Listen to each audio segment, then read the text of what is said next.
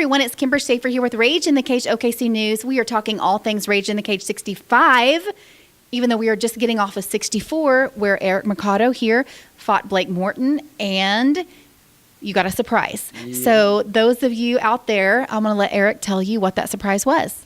Me and Blake ended up fighting at Rage in Cage 64 for the 145 belt. We both have been chasing the fight for the 145 belt, and then it just happened that the guy that had it vacated it, and then it ended up me and him fighting for it, and that night I won. So. But the thing that people out there aren't realizing, probably listening, is that you didn't know you were fighting for the belt. You went into that fight thinking it was just an everyday, normal fight with Blake Morton, and then when the fight was over and you were the victor in that event, I brought you the news that Summer actually had that belt, and so that was a surprise to you and Blake. Yes, it was a big surprise, but I mean, every fight it's still 0-0. Like you just got to go for it. It's a fight. Like if you think about too much other stuff, you're going to end up getting caught. So do you think that it was beneficial? I mean, it doesn't sound like that you're a fighter anyways. If a title's on a line, it's going to be any different than if a title wasn't. Yeah, no, I just love to fight. Like I'm just out there to have fun. And then just kind of prove like that everything that we do in jiu-jitsu, like in my gym works. Like it's battle tested. So we're going out there and just trying to win fights. Sounds good. And then obviously Summer was looking for somebody for you to defend your title belt, and Blake Morton and his team asked for replay. And it was a great fight, and all the fans out there seemed to be very supportive of you guys kind of replaying this because since that was a surprise title on the line that you ended up winning that night. Does that kind of sound like how it went?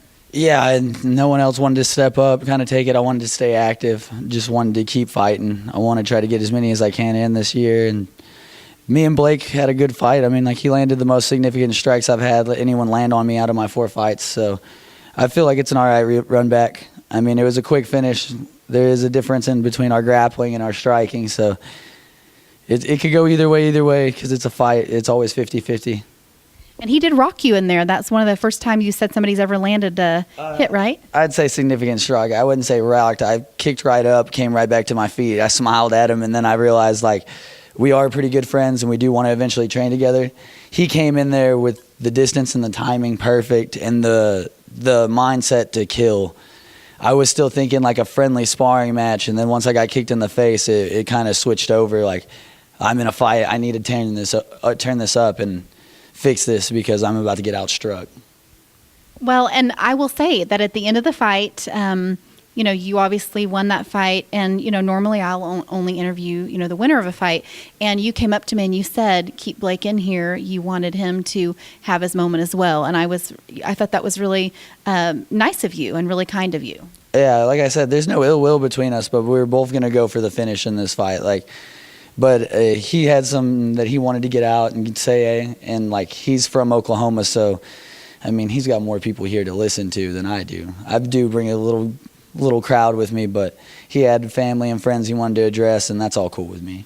Wow, mad respect for you. And something else you and I just briefly talked about just a moment ago is, this is a title defense for you, and you said, you as a title holder, you should never be able to pick and choose who you fight. Whoever the promoter puts before you, you should fight. Is that kind of what you were getting to there? Yeah, I mean, you already fought your way to fighting whoever's a higher rank than you so you could get to the title. So, I mean, it makes no difference. You're already choosing hard fights to get to the hard title fight, or at least I hope it's hard. And then you shouldn't be able to choose who you want. You should be able to just be ready, and then whoever they tell you to fight, you show up that day, and that's what you're doing, as long as the weight's set.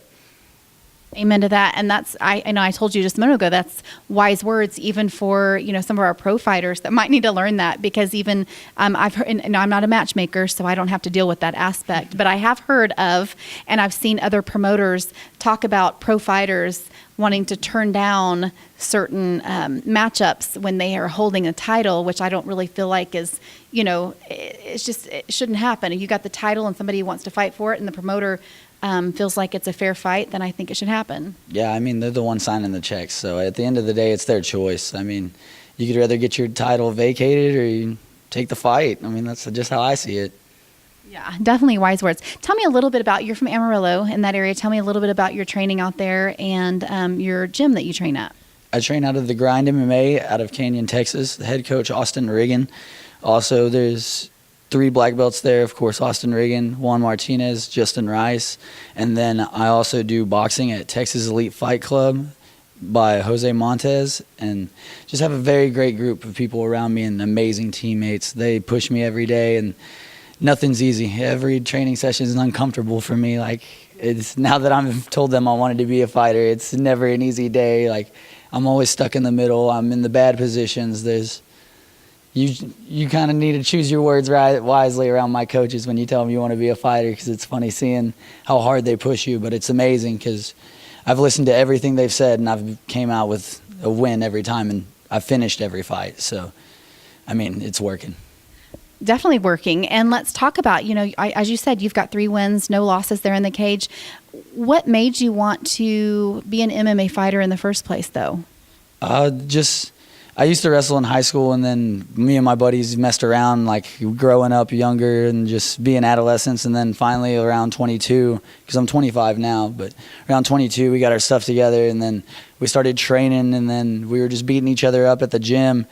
And then I found out that there was a jiu-jitsu class at one of the gyms. We were just like beating each other up in the mat rooms, and then met Austin Riggin and Juan Martinez and haven't left their side since. And I really just wanted to be a fighter and just wanted to put my stuff to use.